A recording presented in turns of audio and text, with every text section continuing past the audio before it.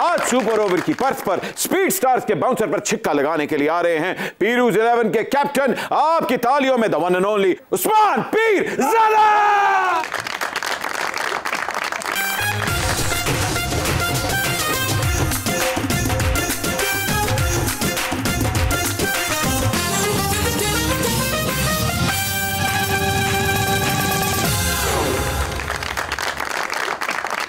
Arts and culture में वाकई पीर family का बहुत बड़ा कंट्रीब्यूशन है। मुझे बताएं कि Peerzada family arts and culture की पटियाला घराना है या शाम 84? दोनों को इकट्ठा करें तो मेरा ख्याल है वो वाली शेर।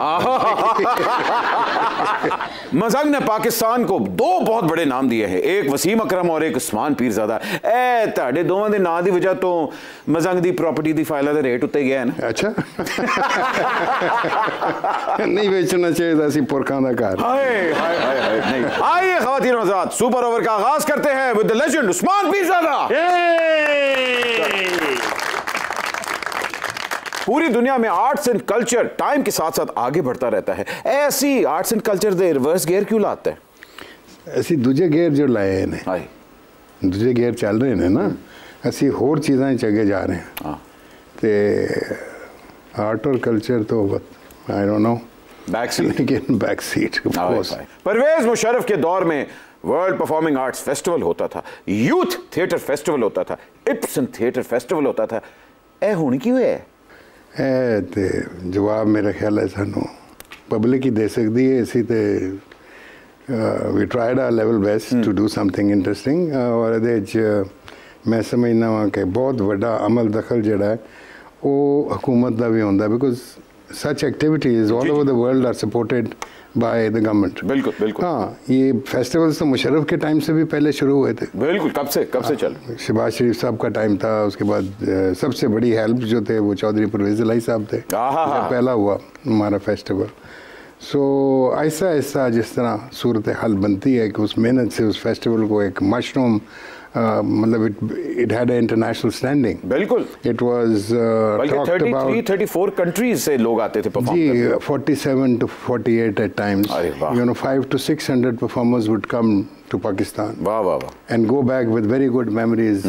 and इससे ज़्यादा हम आर्ट के हवाले से अपने मुल्क की यही खिदमत कर सकते हैं ना कि हम अपना एक प्लेटफॉर्म दें और फिर हमारा आवाम भी अवेयर हो। जी जी। क्योंकि उसमें दुनिया भर से चीज़ें आती थी, मुख्तलिफ किस्म की, उनकी ऐसी अशकाल थी जो लोगों ने पहले नहीं देखी हुई थी। जिस तरह पपेट को ले लें कि उसकी कितनी वेरिएशंस आती थी, फिर डांस की कितनी वेरिएशंस आती थी, how the beautiful music used to come from eastern Europe and South America. So it was a great moment for Pakistan also and for us also. Usman Pirzada sahab, आप पुराने पाकिस्तान को बड़ा मिस करते थे, इतना पुराना ठीक है या इस तो भी पीछे जाना है? हुणे भी करदा। हाँ, आई मिस अच्छा द पाकिस्तान जिदे मैं जन्म लेता सी। हाँ हाँ। ए वो पाकिस्तान नहीं है जिथे सी बैठे हैं। ना वो सोच है, ना वो फिक्र है, ना वो कौम है, कुछ अजीब ही है जेड़ा भी है। जो अजीब ही है। बड़ी आपने प्यारी बात की, लेकिन when you were growing up तो उस टाइम पे सिल्वर स्क्रीन पे कौन होता था, रेडियो पे किसकी आवाज आया करती थी और थिएटर पे क्या नाम हुआ करते थे? अरे वाह, हाँ, बड़ी बड़ी थिएटर को अगर लें तो अनवर सजाद, अपना शुएब हाशमी साहब, अपना मेरे अपने बड़े भाई Salman and all these young people, Faiz साहब की बेटियां दोनों, दे वर ऑल परफॉर्मिंग।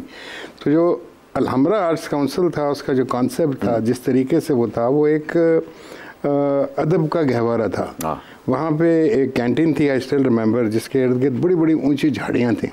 उस कैंटीन में आप अनइनवाइटेड घुस नहीं सकते थे, उस एरिया कैंटीन में, क्योंकि अंदर इम्तियाज़ अली ताज, रफ़ी पीर और फैज़ साहब बैठे होते थे। वाह वाह। अब इतने बड़े उस्ताद और जिन्नात मैं कहूँगा कि लिटरेचर के, या हमारी जनरेशन जिनको देखकर बड़ी हुई, यू नो, तो ये सब लोग मेरे लिए बचपन से, क्योंकि they were like uncles to me. Sufi साहब, I still remember when he would come, so I used to get scared in the beginning because he looked like you know, मतलब वाइट बाल का गुच्छा, लाल रंग की नाक और बीच में से उनका पैच होता था। नहीं, पैच नहीं, बिल्कुल गंजे थे बीच में से। He just had very thick white hair and मुझे लगता था ये शुरू में बच्चे क्लाउन से डरते हैं। हाँ हाँ जी, बिल्कुल बिल्कुल। It's very strange. क्लाउन हालांकि हंसाने के लिए, आपको आपकी तफरीह फ्राहम करने के लिए ख़ासतौर पर बच्चे, I have seen because we used to do clown shows also, तो क्लाउन से बच्चे डरा करते थे। शायद ये मेरी भी यही कैफियत हुआ करती थी। चीज़ आ गई यार, you know Lahore was mostly a cycle city. जी जी, साइकिल और टोंगा सिटी, यू नो। बड़े बड़े उम्दा लोग जो हैं वो साइकिल पे आपको नज़र आते थे। हाँ। डॉक्टर नज़ीर अहमद जो प्रिंसिपल थे गवर्नमेंट कॉलेज के, I still remember as a child, ख़ास तौर पे कई दफ़ा अब्बा को मिलने संडे को आते थे। जी जी। तो उस ज़माने में मुसहरियाँ लगती थीं, 5 6 7 बिस्तर बिछते थे और एक पंखा चलता था साइड पे, और हम पूरे आसमान पे तारे देखते हुए सो जाते थे। क्या बात, क्या बात। So there was no air conditioning, there was nothing of that sort. नहीं वही दौर वापस आ गया। इतनी गर्मी पड़ती थी। अब रात को बिजली नहीं होती, हम भी तारे देख के सो रहे होते।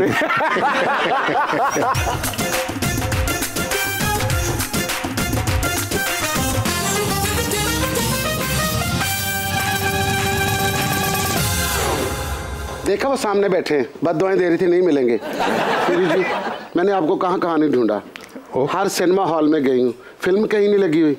अच्छा। थिएटरों में देखा, आप थिएटर में भी नहीं थे। फिर मैंने टेलीविजन के ड्रामे देखे, आपकी वजह से मैंने वो सारा ड्रामा देख लिया। मेरे पास तुम हो, आप वहाँ भी नजर नहीं आए। वो अदनान सिद्दीकी की मैंने बहुत फील ली आप वाली, लेकिन नहीं आई। रोजाना आजमी ये हैं कौन? ये इटालियन एक्ट्रेस है, क्रिकेट भी खेलती है और बार्सिलोना में तमाशा भी करती है। रमला स्ट्रीट जाके देखो ना, ये मुंह पे चूना लगा के बड़ी आइटमें करती है। ये इटली में ड्रामे भी करती रही है। अच्छा। वहाँ एज नरगिस बहुत मशहूर है।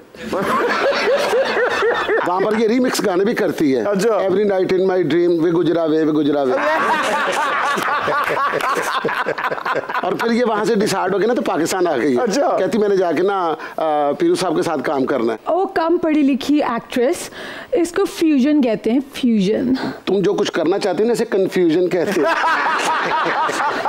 कुछ होता है नहीं है। फिर कहती मैंने इनके साथ जाके काम करना है। अच्छा। हाँ, पीरू के सामने सारा फिरती रही है, कैफे के सामने, हर आर्ट गैलरी में गई है। अच्छा। वहां पर जाके एक एक चीज को चेक कर रही है। मैंने कहा तुम्हारा यहाँ कुछ नहीं होने वाला, तुम वापस जाओ, वहां जाके वो अपनी सब्जी बेचो, आलू ले, टींडे ले, थले टिक बन तैयार ले। पीरू साहब, ये रोजाना आजमी हैं, खुद को अपना पैरेलल क्वीन और शबाना आजमी की डिस्टेंट कजन समझती हैं।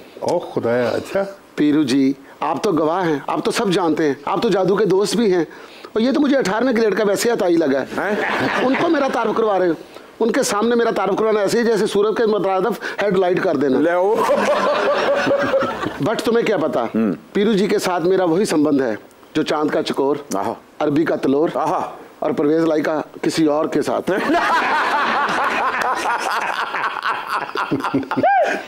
उस्मान साहब, इनके दावे की आप तरदीद करेंगे या कन्फेशन है? ये तो पता नहीं क्या है। मैं लेकिन आपकी हंसी और रिस्पांस मुझे बहुत अच्छा लग रहा है।